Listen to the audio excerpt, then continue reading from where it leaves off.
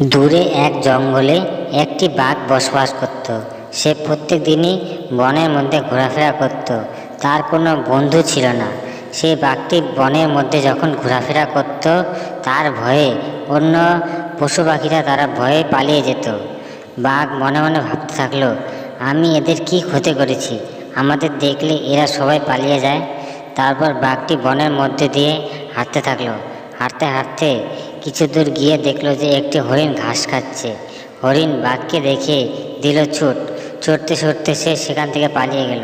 বাঘ মনে মনে ভাবলো, হরিণকে আমি কি ক্ষতি করলাম যে হরিণ আমাকে দেখে পালিয়ে গেল।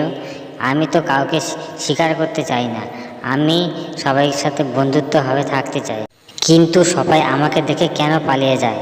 এই ভেবে ভেবে সে সেদিন বন থেকে চলে গেল। তারপর সেই একই রাস্তায় বাঘটি আবার যেতে থাকলো। যেতে যেতে সে হরিণের সামনে এসে পড়ল। তখন হরিণ বাঘকে দেখে আবার সেই ছুট দিল। ছুটতে ছুটতে বাঘও ছুটতে থাকলো। তারপর বাঘ ও হরিণ দুইজনে একই সাথে ছুটতে থাকলো। অনেকক্ষণ ছোটাছুটি করতে করতে করতে করতে তারপর বাঘ হরিণকে বললো, দাঁড়াও দাঁড়াও।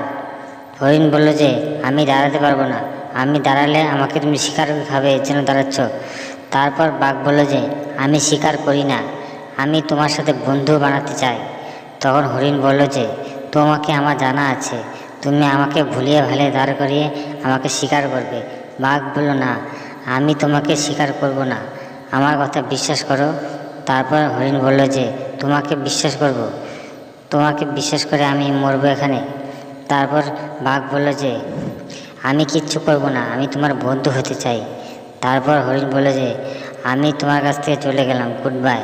তারপর হরিণটি দৌড়ে সেখান থেকে পালিয়ে গেল। পরের দিন সকালে হরিণ ঘুম থেকে উঠে ঘর থেকে বাহির হয়ে দেখল যে তার ঘরের সামনে বাঘটি দাঁড়িয়ে আছে। তখন হরিণ বাঘকে জিজ্ঞাসা করলো, তুমি এখানেও চলে এসেছো? বাঘ বলল যে, আমি তোমার সাথে কোনো খারাপ করব না, আমি তোমার বন্ধু হতে চাই। তখন অনেকক্ষণ ভেবে চিন্তে হরিণ বলল যে, আমি তোমার সাথে বন্ধু হতে চাই, কিন্তু একটি শর্ত আছে। তারপর বাঘ বলেছে, যে কোনো শর্তে আমি রাজি আছি তোমার সাথে বন্ধু করার জন্য।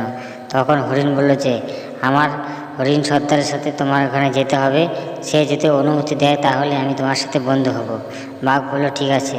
তারপর বাঘ সে হরিণ সর্দারের কাছে নিয়ে গেল। তারপর বাঘকে বলল যে, তুমি এখানে দাঁড়াও, আমি হরিণ সর্দারের সাথে কথা বলে আসছি। তারপর হরিণ ভিতরে ঢুকে ওই হরিণ সর্দারের সাথে কথা বলতে লাগলো। বলল যে, বাঘ আমার সাথে বন্ধুত্ব করতে চায়। আমার সারাক্ষণ বনের মধ্যে চোরাচুরি করার পর আমার পরের দিন সকালে আমার বাড়িতে চলে এসেছে। তখন হরিণ বলল, বাঘকে বিশ্বাস করা একদম উচিত নয়, কারণ বাঘ তোমাকে ভুলিয়ে ভালিয়ে তোমাকে শিকার বানিয়ে খাবে। এই কথা বোঝানোর পর বলল যে, তাহলে বাঘকে আমরা চলো একটা উচিত শিক্ষা দেই। তখন হরিণ সর্দার বাইরে গেল। বাইরে গিয়ে বলল যে, হরিণ সর্দার বাঘকে বলল যে, তোমার হরিণের সাথে বন্ধু করতে গেলে একটি পরীক্ষা দিতে হবে। বাঘ বলল, আমি যে কোনো পরীক্ষা দিতে প্রস্তুত। তারপর বাঘকে একটি পাহাড়ের সামনে নিয়ে গেল। বাঘকে বলল যে, ওই যে দুইটি পাহাড় দেখতে পাচ্ছ, সেই দুইটি পাহাড়ের মধ্যে চূড়ায় দাঁড়িয়ে তুমি আরেকটি পাহাড়ে তোমাকে লাফ দিতে হবে। বাঘ বলল, আমি পারবো। তারপর বাঘ একটি পাহাড়ের চূড়ায় গিয়ে দাঁড়িয়ে লাফ যখনই দিতে গেল, পাহাড় তো সামনে যেতে না পেরে সে পাহাড় থেকে নিচে পড়ে সে সেখানেই তার মৃত্যু হয়ে গেল। এইভাবেই জীবন কাহিনী বাঘটি শেষ হয়ে গেল। বন্ধুরা, গল্পটি থেকে আমরা কি শিখলাম?